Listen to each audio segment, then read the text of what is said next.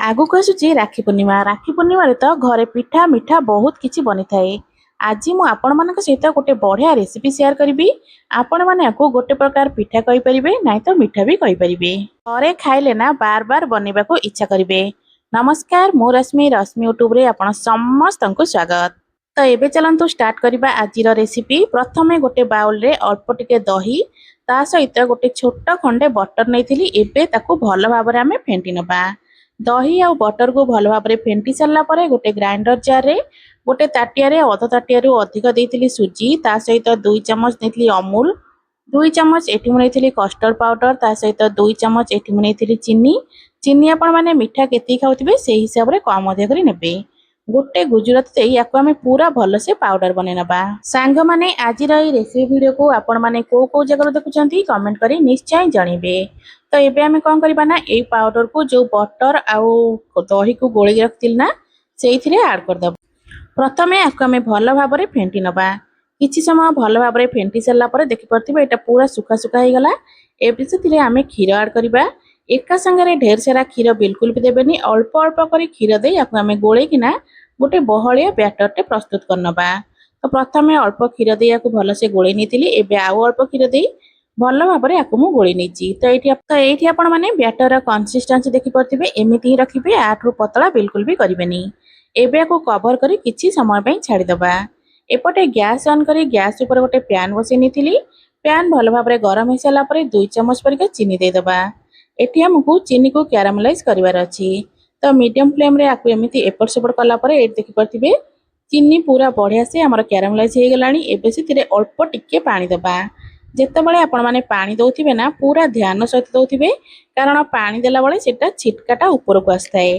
तो हल्का हल्का करकिना मेठी अल्प टिके पानी देइथिली। पानी देइ साला परे आकु एमति भल भाबरे हमें मिसै नबा। एबे सेथिरे हमें गोटे पैकेट खीर देइ दबा। तो गोटे पैकेट खीर देइ साला परे आकु भल भाबरे हमें फुटैबा। एठी मो आधा लीटर खीर बा 500 ग्राम रो खीर नैथिली। आकु से पर्यंत हमें फुटैबा जे पर्यंत सेटा 250 ग्राम भलिया न होई जाईची। तो ये देखि परथिबे किछि समय भल भाबरे फुटैला परे खीर एठी पूरा कमी गलानी। एबे गैस रे फ्लेम को ऑफ करके आकु छाड़ दवा टिके ठंडा हवा पई। एबे जो सुजी रो बैटरटा मु बनै रखतिल ना सेथिरे अल्प बेकिंग पाउडर ता सहित अल्प टिके लूण आ अल्प टिके खीर देई भल भाबरे हमें मिसैबा। जेतेबेले मु बेकिंग पाउडर आ लूण देइथिली सेतेबेले कैमराटा मोर ऑफ हेतला सेटा भल से शूट हे पानी। एबे एठी मु छोटो साइज रो ताटिया चारटा नै जाइथिली। ताटिया रे भल से तेल टिके देइथिली। एबे डंकी डंकी बैटर करी सबु जाका ताटिया रे देइ दबा बैटर। तो बैटर सब को ताटिया रे देइ साला पर एठी गोटे गैस ऊपर कड़ाई बसै निथिली। कड़ाई भल भाबरे गरम हे साला पर सबु जाका ताटिया को एमती कड़ाई रे देइ दबा। एबे को हमें कवर कर दबा। कवर करी पाखा पाखी 7 रु 8 मिनिट पे छाड़ दबा। 7-8 मिनिट रे एटा पूरा हमर बढ़िया से रेडी हे जिवो। 7-8 मिनिट पर एठी मो कवर काढी नेची। एठी देखि परथिबे साइज सब पूरा डबल हे जाईची माने पूरा बढ़िया से एटा फुलीची। तो चामच साहाय्य एठी मु चेक कर नउची। देखि परथिबे चामच रे बिल्कुल भी बैटर लागुनी। ता माने एटा पूरा भल भाबरे हमर हे गलानी। एबे आको हमें कोन करबा ना पूरा भल भाबरे ठंडा हवा पे छाड़ीबा। तो पाखा पाखी 10 रु 15 मिनिट लागिवो एटा पूरा भल भाबरे ठंडा हवा पे। भल भाबरे ठंडा हे गले कोन हबो ना बढ़िया से एटा पूरा बाहरी आसीबो ताटियारू। तो एठी पाखा पाखी 10-15 मिनिट पर एटा भल से ठंडा हे गलानी। एबे एठी देखि परथिबे आको एमती प्लेट ऊपर उल्टै दे किना टिके हल्का टैप करनेले एटा केते सुंदर भाबरे बाहरी आछी। आ देखि कि जानि परथिबे केते सुंदर बनिची। पूरा जालीदार बनवा सहित पूरा स्पंजी मध्य बनिची। तळपटे हल्का हल्का कलर मध्य आछी जोटा देखिबा पई बहुत ही बढ़िया लागुची। एबे चलंतु सबु जाक ताटियारू आकु प्रथमे हमें बाहर करनबा। तो सबु जाक ताटियारू आकु बाहर कर सारला परे जो खीर को हमें फुटे की रखिथिले ना सेई फुट्टा खीर रे आकु हमें देइ दबा।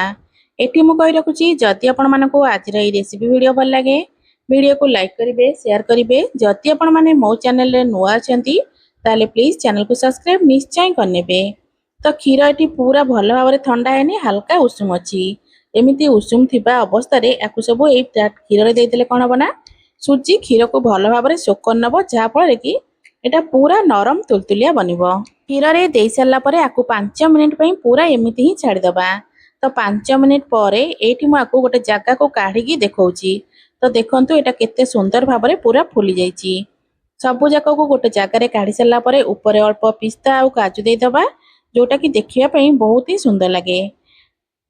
तो एठी हमर रेडी हे गला मात्र गोटिए कप सुजी रे तयारी ଆପଣମାନେ ଆକୁ ପିଠା କି ମିଠା ଯାହା ବି କହିପାରନ୍ତି, ଖାଇବା ପାଇଁ କିନ୍ତୁ ବହୁତ ହିଁ ବଢ଼ିଆ ଲାଗିଥାଏ। ଆଶା କରୁଛି ଆପଣମାନଙ୍କୁ ଆଜିର ରେସିପି ନିଶ୍ଚୟ ପସନ୍ଦ ଆସିଥିବ। ପୁଣି ଆସିବି ଗୋଟେ ନୂଆ ରେସିପି ନେଇ, ସେ ପର୍ଯ୍ୟନ୍ତ ରହୁଛି।